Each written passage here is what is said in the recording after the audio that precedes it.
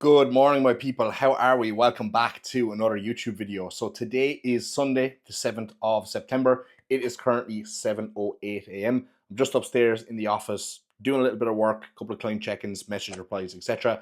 before I get the day started. So today we've got a chill enough day. It's a rest day. The Italy Pros are on this evening, which I'm really looking forward to. So shout out to Kuba and Mark Hector who are going to be competing at that. It's going to be an interesting show, so looking forward to watching that, seeing how Urs Kalashinsky gets on, and it's a mega lineup. It's so hard to actually judge. So drop down below in the comments, guys, what your predictions are. Actually, by the time you watch this video, the show will be over. So yeah, never mind. Anyway, we're in a good position, guys. I'm home with the last like 6 days now, and I've really settled back into routine. Okay, sleep has been an average of 7 hours and 51 minutes across the week, which is an improvement of an hour and 10 minutes per night versus last week. So obviously, I'm feeling a hell of a lot fresher, way fresher. I actually settled back into routine and started to feel like really good a lot sooner than I actually thought, which is great. Took my blood pressure readings this morning, and you'll be glad to hear, guys, that I'm not dying. I'm not in a major hypertensive territory anymore. I'm in the 130s now, okay? So I had like 136 over 49, 132 over 54, 137 over 53, 129 over 59, and 134 over 61. They're like 5 readings I took this morning. So, it's still high, it's still mildly elevated, but I am quite happy to sit in the 130s. Okay, 130s is like an acceptable level of risk, let's say, that I can kind of accept and I can kind of deal with. Okay, because it is mildly elevated, yes, but I did a little bit of chat GDPing, a little bit of self doctoring on that, and it's kind of said that, like, look, that's okay. It's not going to kill you after a couple of years as long as all your other lifestyle factors are kind of kept in play. Sodium balance is on point, which I have fixed, and kind of living a healthy lifestyle, obviously minus the steroids, but it is what it is. I think when I get to this body weight and I am pushing like just the off season and the drugs and all that in general, I do tend to see that blood pressure creep up. If it stays in the 130s, I'm happy with it. I know, when I come down to a cruise and when I drop a little bit of body weight, it always comes right back down. It's just one of those things that for me, I kind of have to accept, right? It's the only issue slash side effect I really see when it comes to steroids. Obviously, it's not the most ideal one, right? It is one of the ones you definitely want to monitor and to manage, but I do so, and I do everything that I can to keep it lower, which I'm glad I do, right? Because if I didn't know that my blood pressure crept up, I probably just wouldn't look at it at all, and I just wouldn't have all these other things implemented, and etc., and that would be bad news. Okay, but anyway, guys, the blood pressure is back in a decent spot. I'm very happy with it, especially considering we hit peak body weight this week, which is 250 pounds, which is a nice milestone to hit. I was 113.4 this morning, and my average weight across the week this week has been 113 kilos. So we are just finished week number 10 of this push-up, and we've got 22 weeks. So I'm not even at the halfway point of this push-up. I thought I was, but I'm actually not at the halfway point of this push-up. We've got exactly 12 more weeks on cycle of pushing up. And then from there, we've got just 6-week holding phase slash cruise. Now, I think that 6-week holding phase slash cruise, I think the last 2 weeks of that, we're probably going to start prep so that we can do a 20-week prep.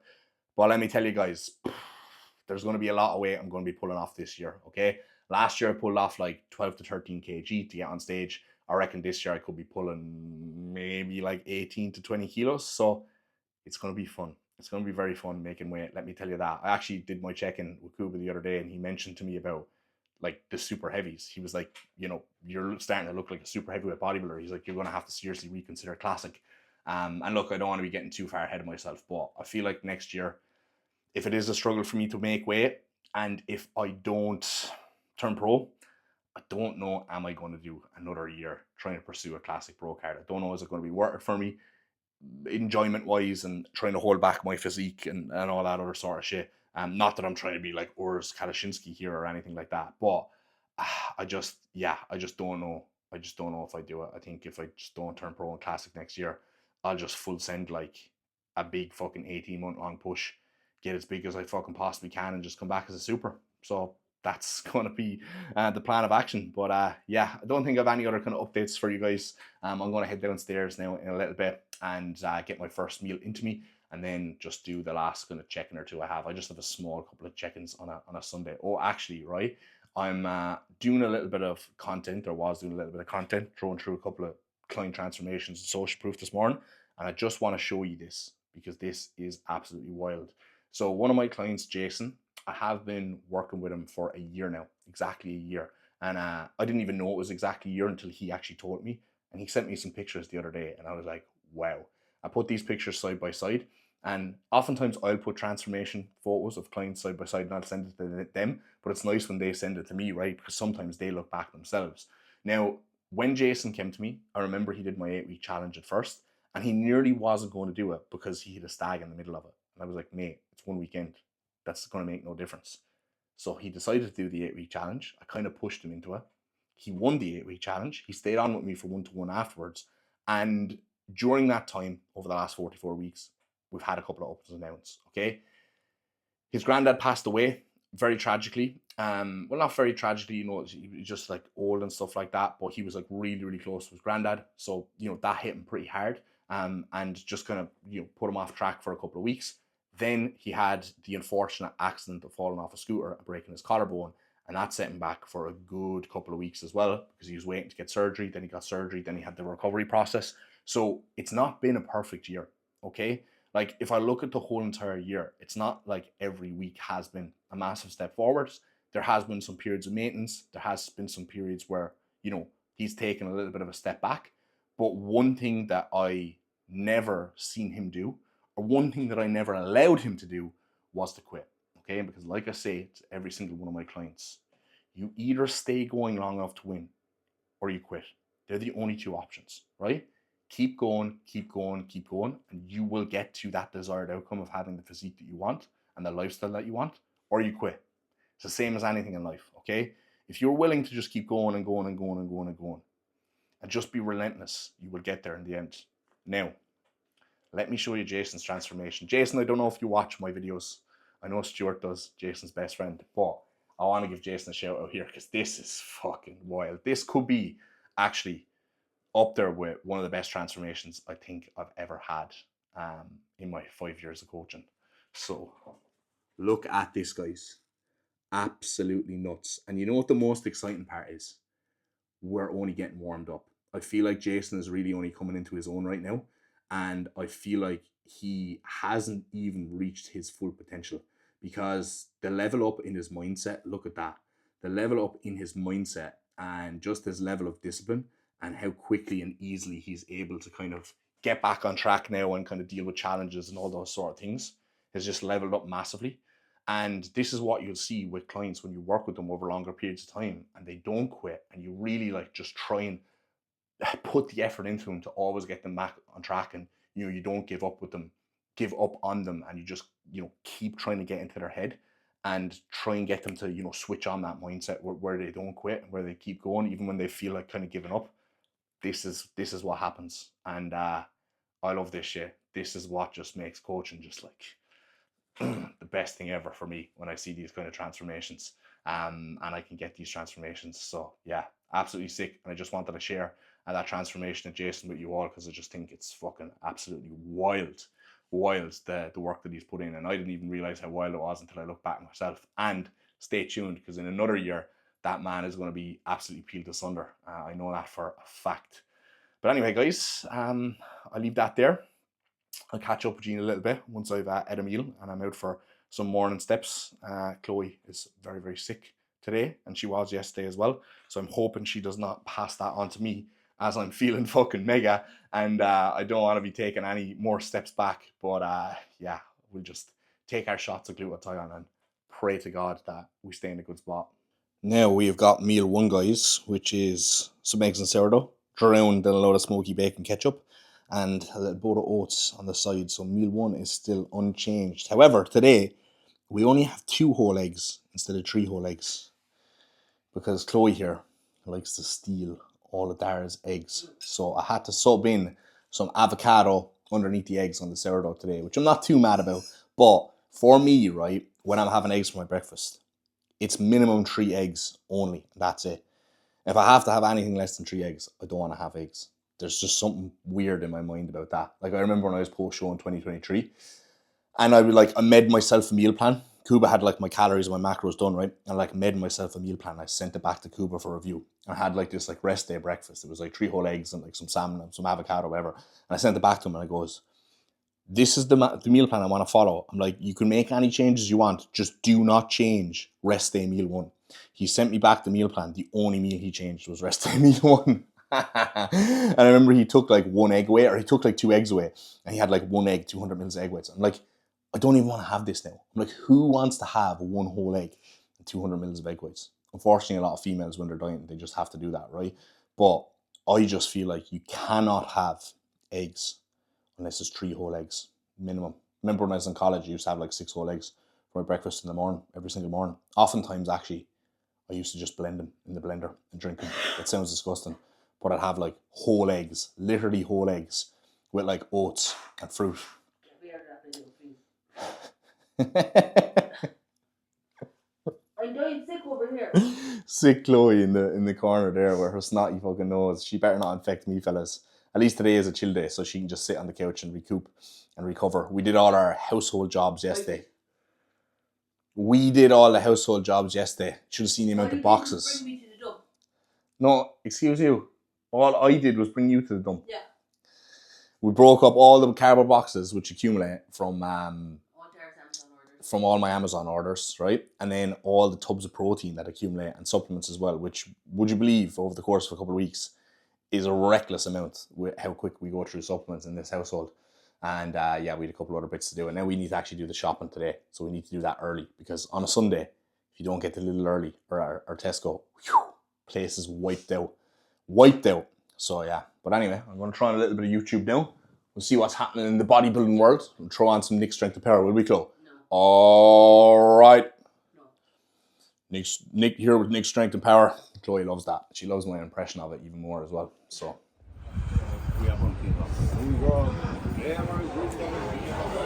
So guys, remember when I said in a previous video that sometimes I'll go for a coffee and I'll get a flat white just to kind of like treat myself almost. And I'm always disappointed. I get the flat white, I have it, I'm like, oh, I wish I had like some stronger coffee. I should have just got my black Americano like I always do. When I was at home and I was in Fetch Coffee in Clonmel, now Fetch is unbelievable, so, you know, they might be slightly different. However, I've settled on the fact that if you're going to get a coffee that isn't a black Americano, it has to be a cappuccino.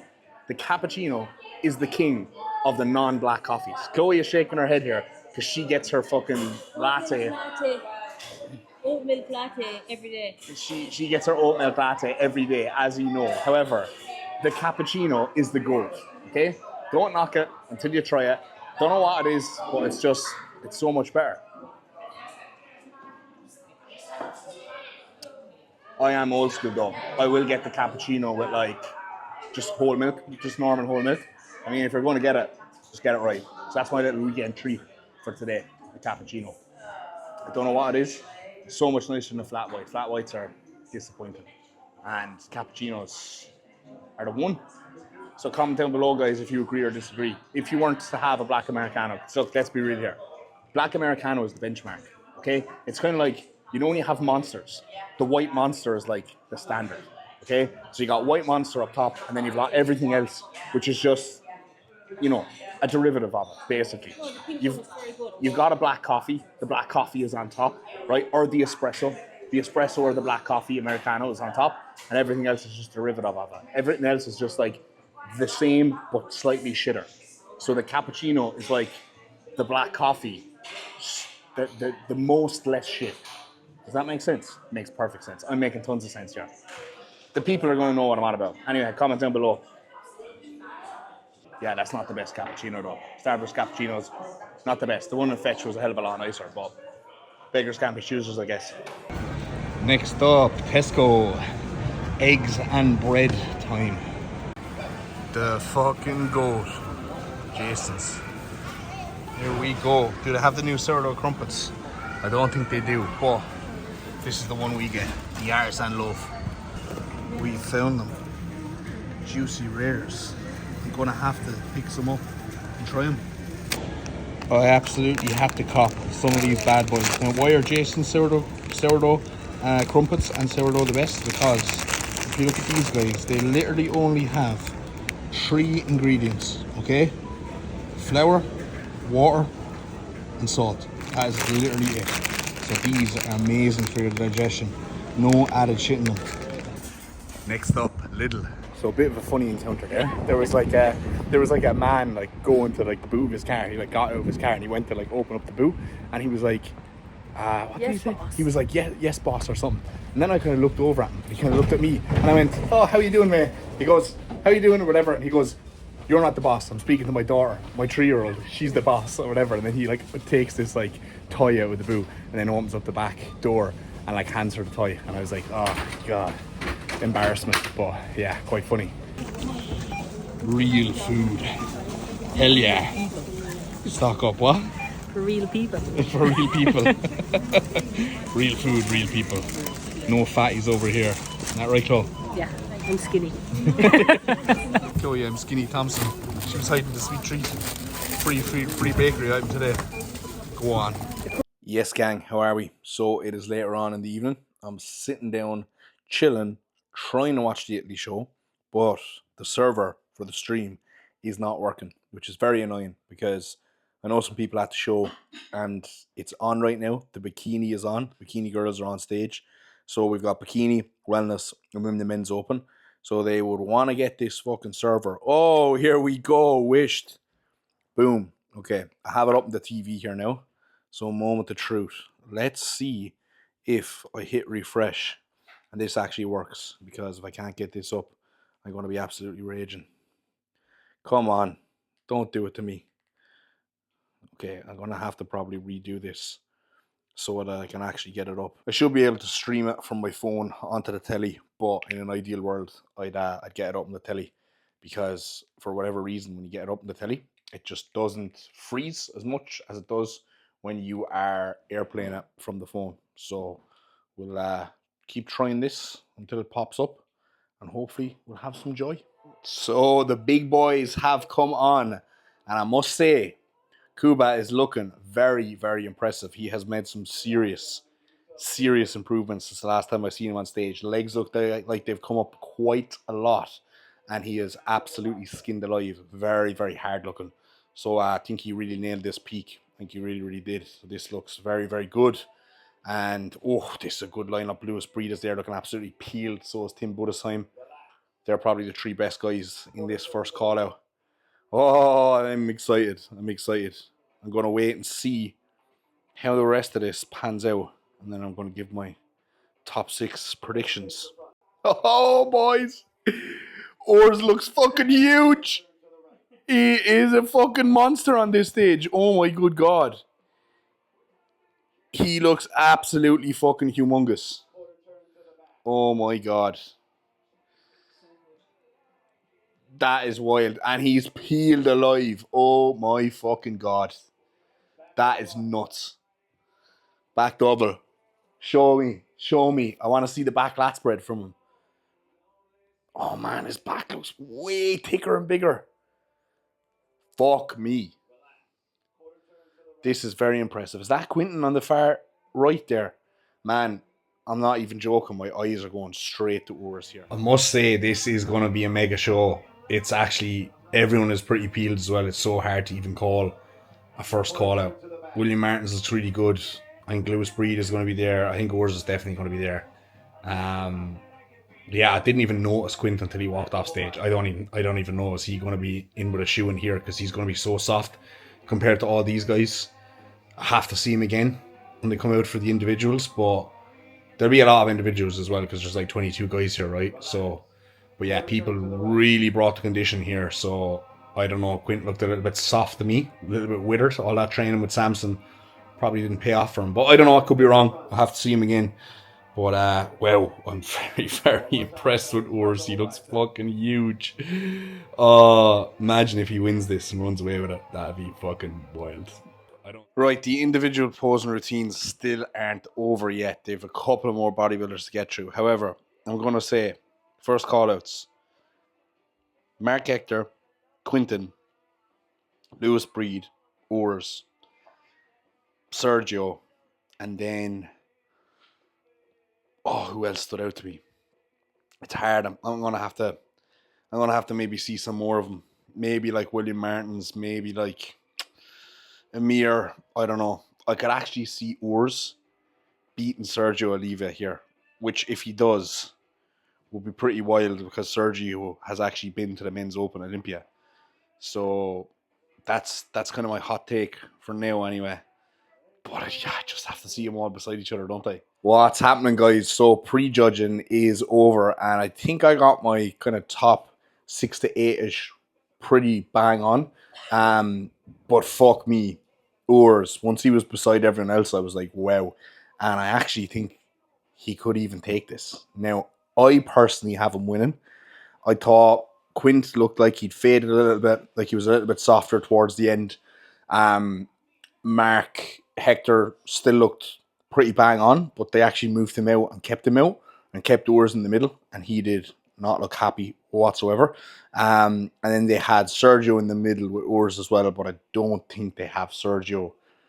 I don't think they have Sergio ahead of Urs or Quinton. So I don't know. It's going to look like it's either going to be Quinton or Urs, and I'm just curious if Urs has done enough for them to actually give it to him, because I feel like if they do give it to him, it's going to be a massive statement. So I say the judges are sitting together now and having a little chat amongst themselves, being like, right, what do we do here? So it'll be interesting to see how they all come back for finals. I think as Urs was posing, he was getting like better and better and sharper and sharper. He was looked like he was obviously really enjoying himself up there. So yeah, it's going to be very interesting. Hopefully, Quint is able to kind of come back a little bit better for finals. As like I said, he looked a bit faded. Lewis Breed looked fucking absolutely mega. I personally would have had him maybe a little bit higher than where he was. I'd have him ahead of Sergio, if I'm honest. But yeah, Sergio just a big dude and a big presence. But what a show! What a show! I fucking love bodybuilding, guys. You know, before the Prague Pro, when everyone was like, "Oh, imagine if Chris comes in and Chris wins it," and then Chris came in and he came second, right? And he almost won it, and he won it in some people's eyes, and he kind of blew everyone away. And obviously, he came second to Martin, right? Who just came fourth at the Olympia that year. So, like, you know, he's still done as well as he possibly could. And before this show, everyone was kind of like, oh, imagine if Urs comes in and wins this. But I don't think people expected Urs to do as well as this, whereas people did probably expect Chris to do pretty well. So the fact he's after coming in and potentially after winning this, and if he doesn't win this, is he going to win Germany next week? Wild, wild. Imagine if he wins this and wins Germany and goes to the Olympia this year. Now that would add some serious hype, as if I wasn't hyped enough for it already. But yeah, we'll have to wait and see. They said 15 minutes for this interlude, and it's definitely been longer. It's been like 25 minutes now. So hopefully it comes on soon. And then we have to fucking watch all the bikini and all the wellness, and then finals again. But we're staying up for it. Top 10, do they not? They only do top 10. Yeah, but there was only like 12 in bikini and like 11 in the wellness. So they might only do top 5, to be honest, for the finals here. Yes, guys, we are back. It is Tuesday, and wow, what a fucking result in the show at the weekend. So, Urs pulled it out of the bag and he won straight first as well. The scorecard came out like this morning, I think. So, fucking mega, and I'm hoping he actually wins back to back in Germany. I think I would love to see him do that. Obviously, it's his home show, home turf. The crowd will be going absolutely wild for him. Don't know if Quinton and Mark are going to have it in him to come in better, because I do really trust Urs and Stefan as the kind of professionals that they are to like nail things down and have Urs even better for that second show. To be honest, I think he is going to be better. Now that's not to say that, you know, Mark won't be better, because I think he definitely will be. Quinton, I think he's just going to be worse, man. This would be like his fourth show on the trot. I just can't see him being any better. So we'll have to wait and see. But anyway, guys, it was a fucking super busy day yesterday because I slept in a little bit on Monday morning. Got up, had all my check-ins to do, and then we're into the gym to record push with Andrew. So that will be dropping very, very soon, guys. Stay tuned for that. It's going to be out next week. Now, when I did go in to train push, I thought my pec was feeling absolutely fantastic. Got in there, did one set of flies, and I was like, pec isn't feeling too fruity. So unfortunately, I had to make a good couple of substitutions in that session to do really light, really pumpy, squeezy shit. So it's looking like it's going to be another like 6 week recovery for my pec, to be honest. Similar to the way it was both times I tweaked it the last time. And that seemed to work quite well. And, I just erred on the side of caution and I took things really, really slow and I waited until I was like very, very comfortable before I got back pressing some heavy ass load pretty much. So just unfortunately going to have to be the same this time around, and that's obviously going to eat into like quarter of this push up, which is unfortunate, but fuck it, it is what it is. I'm going to have to sit down with Kuba soon anyway to like readjust my training. I had pull today. Pull went very well actually. While I'm at it, here's some clips from pull today. I'll throw them in. So pull was a very good session today. Actually progressed everything across the board, which is great, right? Because I stinker of a session yesterday for push, and everything just felt really like achy and inflamed and just horrible. So mega pull day today, and that has me in very, very good spirits afterwards. So pull is clicking really well lately. Now legs have started to slow down a little bit. I tried to do my hack squat the other day, and I just couldn't do it. And my knee was absolutely fucked. Did a couple of reps, did like 3 reps, and I was like, if I keep pushing through this set, I'm just gonna absolutely fucking kill myself here. So I just racked it, and I just decided to do a set on the Gymleco hip press instead. So yeah, I probably I'm gonna try and see when we put that back in potentially. Because the off season that I made the most amount of progress in the legs and I grew the massive size with them. We did leg press as my main compound on both sessions, and my legs grew more than they ever had. And for me, I think I just need to accept the fact that as much as I love a squat, like a hack squat or a pendulum squat, and I'm so emotionally attached to those exercises, anytime I run them up and I get strong on them, I just get fucking hurt. My body is just not built to squat whatsoever. So yeah, I'm gonna see, can we make some changes to my leg days. Also, they're a little bit short, they're a little bit boring, and I just feel like I need a little bit more glute. Okay, so I feel like it needs to be hamstrings, it needs to be leg extensions, it needs to be a leg press as the main compound, and I need to do some other sort of lunge variation, whether that be like a reverse split squat or a Bulgarian split squat with dumbbells, or glute drive or something like that. That is what I want to be doing at the end of both of my leg days, or maybe even at the beginning of both of my leg days. So hopefully Kuba will give me the all clear on that. But we definitely need to have a look at my push training, because yeah, I'm getting to the point now where all this overloading in the stretch position, it's just fucking me in the stretch position, both for my hamstrings and for my chest. And my hamstring feels like it's just going to fucking tear lately as well when I'm doing some of these exercises.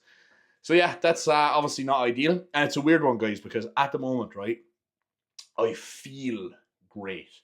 Like for me, like somebody actually asked me the other day, like, "Oh, how are you feeling?" Because I'm at my peak body weight. I'm like, you know what? I feel really good. My energy levels are really good. My productivity is pretty fucking decent. I'm sleeping well. My appetite is still good. The digestion has taken a little bit of a hit, but nothing kind of major. I'm doing a little bit of hiccuping here or there or whatever. But it's nothing excessive whatsoever based off where I've been in previous off seasons. Right, I'm not going to hit the wall for another good while yet. Anyway, that's for sure. So like everything is fucking on the money. And normally when everything is on the money like this, that's when my training performance is really like rapidly increasing. But for whatever reason, like the only thing that kind of seems to be off now is the training and my body. Like I don't feel like my recovery should be off. I feel like my recovery should be fantastic, right? But like my lower back is achy, the joints are sore, and yeah, I'm feeling a little bit bad. But it's just things that we have to work around, guys. It fucking is what it is.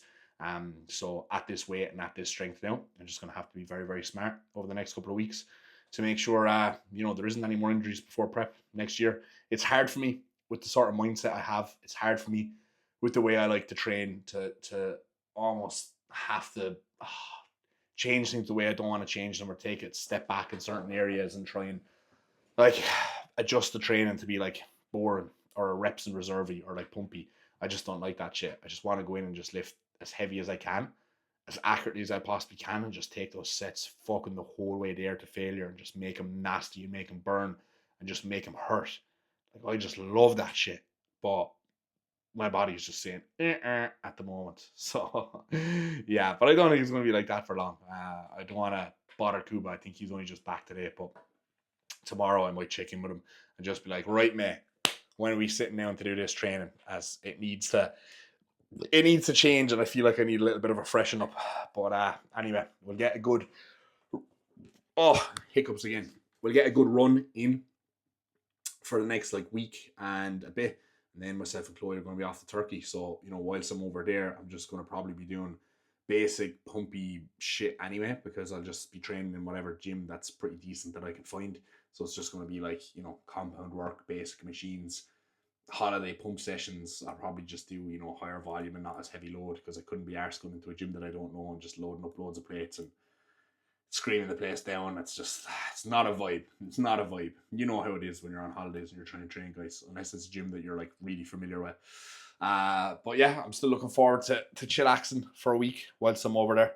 And I'm looking forward to actually having something interesting to vlog for the channel, because I feel like I haven't like done anything in a long time. So yeah, I'm buzzing to get back on prep next year already, guys, and get back on the daily vlogs. I actually am. I actually miss the daily vlogs and the buzz and the hype and waking up in the morning and documenting the journey of prep. It was fucking sick. So I can't wait to do that all over again next year. But anyway, I'm going to wrap that clip up here, guys. I'm also going to wrap up this video. So thank you very much for watching. Make sure to like this video if you haven't already, and we'll catch you in the next one.